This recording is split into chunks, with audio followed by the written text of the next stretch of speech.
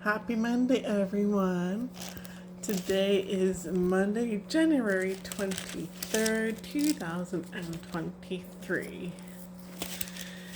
I shall be reading to you all the Gospel of Luke, chapter 23, verse is 1 through 56. And Acts of the Apostles, chapter 23, verses 1 through 35. Again, a happy Monday and happy new week and happy Vancrush Monday, and please subscribe to my channel and check out my videos. And Merry Christmas, enjoy the season. As you can see, my tree. Gospel of Luke, chapter 23. Jesus before Pilate. Then the whole assembly of them arose and brought him before Pilate. They brought charges against him, saying, "We found this man misleading our people. He opposes the payment of taxes to Caesar and maintains that he is the Messiah, a king." Pilate asked him, "Are you the king of the Jews?" He said to him in reply, "You say so." Pilate then addressed the chief priests and the crowds. "I find this man not guilty." But they were adamant and said, "He is inciting the people with his preaching throughout all Judea, from Galilee, where he began even to hear." Jesus before Herod. On hearing this, Pilate asked if this man was a Galilean, and upon learning that he was under Herod's jurisdiction, he sent him to Herod, who was in Jerusalem at that time. Herod was very glad to see Jesus. He had been wanting to see him for a long time, for he had heard about him and had been hoping to see him perform some sign. He questioned him at length, but he gave him no answer. The chief priests and scribes, meanwhile, stood by accusing him harshly. Even Herod and his soldiers treated him contemptuously and mocked him. And after clothing him in resplendent garb, he sent him back to Pilate. Herod and Pilate became friends that very day, even though they had been enemies formerly. Pilate then summoned the chief priests, the rulers, and the people, and said to them, "You brought this man to me and accuse him of inciting the people to revolt.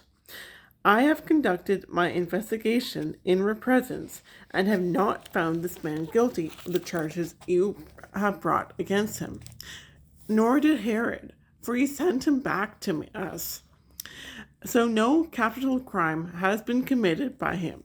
Therefore, I shall have him flogged and then release him."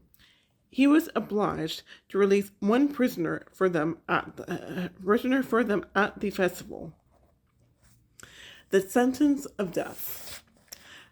But altogether they shouted out, "Away with this man! Release Barabbas to us!" Now Barabbas had been imprisoned for a rebellion that had taken place in the city and for murder. Again Pilate addressed them, still wishing to release Jesus, but they continued their shouting, "Crucify him! Crucify him!" Pilate addressed them a third time. "What evil has this man done? I found him guilty of no capital crime. Therefore, I shall have him flogged and then release him." With loud shouts, however, they persisted in calling for his crucifixion, and their voices prevailed. The verdict of Pilate was that their demand should be granted. So he released the man who had been imprisoned for rebellion and murder, for whom they asked, and he handed Jesus over to them to deal with as they wished. The way of the cross. As they led him away, they took hold of a certain Simon, a Cyrenian, who was coming in from the country, and after laying the cross on him, they made him carry it behind Jesus. A large crowd of people followed Jesus, including many women who mourned mourned and lamented him. Jesus turned to them and said, "Daughters of Jerusalem, do not weep for me. Weep instead for yourselves and for your children. For indeed, the days are coming when people will say, 'Blessed are the barren, the wombs that never bore, and the breasts that never nursed.' At that time, people will say to the mountains, 'Fall upon us,' and to the hills, 'Cover us.' For if these things are done when the wood is green, what will happen when it is dry?" Now 2 others, both criminals, were led away with him to be executed. The crucifixion. When they came to the place called the Skull, they crucified him and the criminals there, one on his right, the other on his left. Then Jesus said, "Father, forgive them. They know not what they do." They divided his garments by casting lots. The people stood by and watched. The rulers, meanwhile, sneered at him and said, "He saved others. Let him save himself if he is the chosen one, the Messiah of God." Even the soldiers jeered at him. As they approached to offer him wine, they called out, "If you are the King of Jews, save yourself." Above him there is an inscription that read, "This is the King of the Jews." Now one of the criminals hanging there reviled Jesus, saying, "Are you not the Messiah? Save yourself and us." The other, however, rebuking him, said in reply, "Have you no fear of God? For you are subject to the same condemnation, and indeed we have been condemned justly, for the sentence we received corresponds to our crimes, but this man has done nothing criminal." Then he said, "Jesus, remember me when you come into your kingdom." He replied to him, "Amen, I say to you, today you will be with me in paradise." The death of Jesus. It was now about noon, and darkness came over the whole land until 3 in the afternoon, because of an eclipse of the sun. Then the veil of the temple was torn down the middle. Jesus cried out in a loud voice, "Father, into your hands I commend my spirit." And when he had said this, he breathed his last.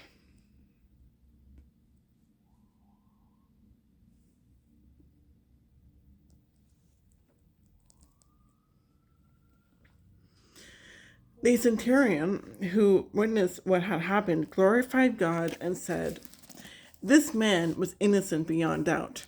When all the people who had gathered for this spectacle saw what had happened, they returned home beating their breasts. But all his acquaintances stood at a distance, including the women who had followed him from Galilee and saw these events. The burial of Jesus.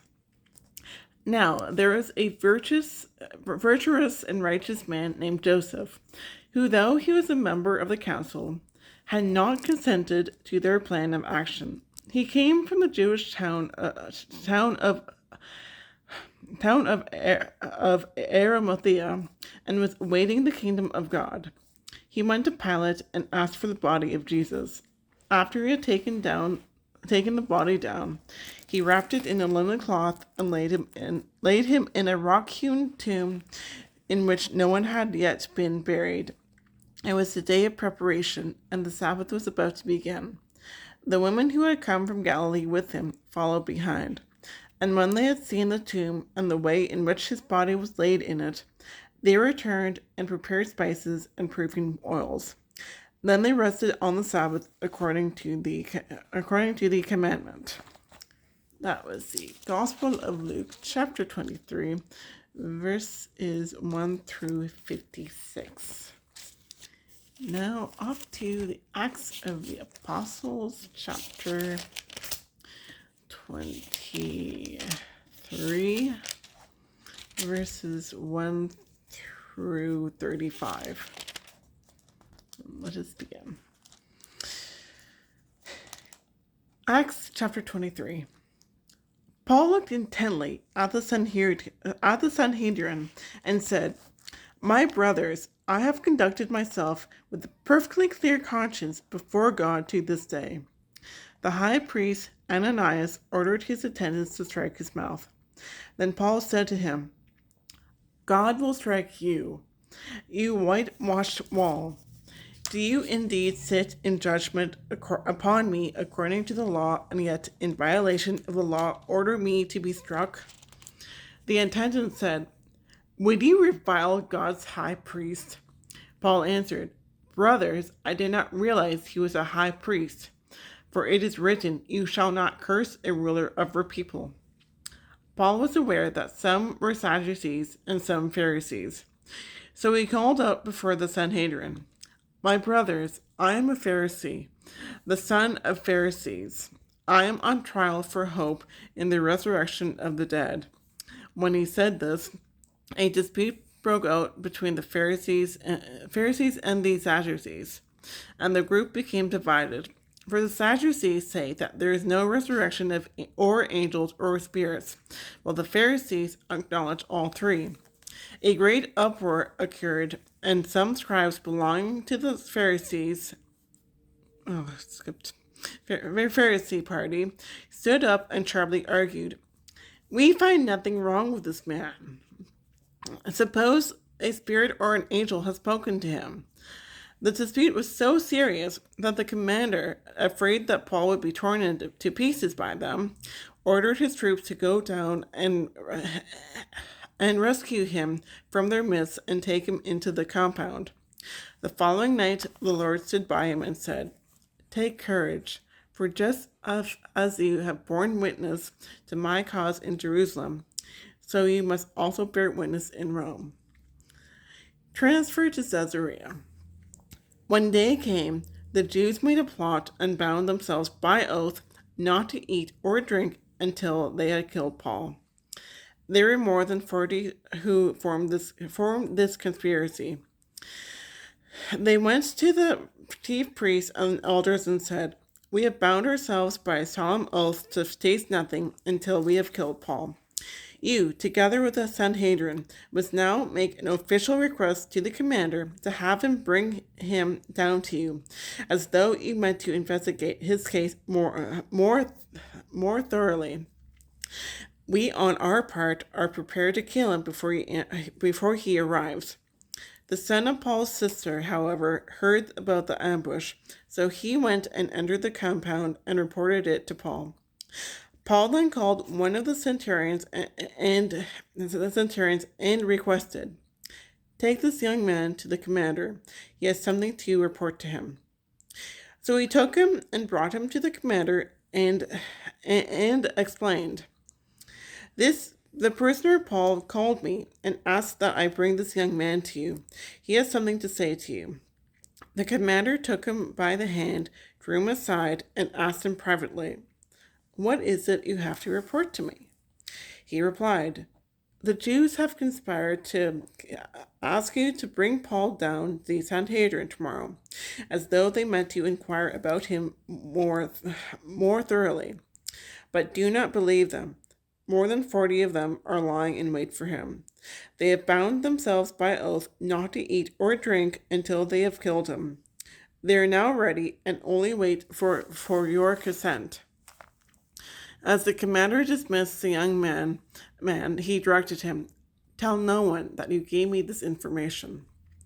Then he summoned 2 of his centurions and said, get 200 soldiers ready to go to Caesarea by 9 o'clock tonight, along with 70 horsemen and 200 auxiliaries. Provide mounts for Paul to ride and give him safe conduct to Felix the governor. Then he wrote a letter with this consent. Claudius Lysias, to His Excellency the Governor Felix, greetings. This man, seized by the Jews and about to be murdered by them, I rescued after intervening with my troops when I learned that he was a Roman citizen. I wanted to learn the reason for their accusations against him, so I brought him down to their Sanhedrin. I discovered that he was accused in matters of controversy questions of their law, and not of any charge deserving death or imprisonment. Since it was brought to my attention that there will be a plot against a man, I am sending him to you at once, and have also notified his accusers to state their case against him before you. So the soldiers, according to their orders, took Paul and escorted him by night to Antipatris. To Antipatris. The next day, they returned to the compound, leaving their horsemen to complete the journey with them. When they arrived in Caesarea, they delivered the letter to the governor and presented Paul to him. When he had read it and asked to what province he belonged, and learned that he was from Sicilia, he said, I shall hear your case when your accusers arrive. Then he ordered that he be held in the custody of Herod's praetorium. That was the Acts of the Apostles, chapter 23, verses 1 through 35. Thank you for watching. God bless you all. I love you all.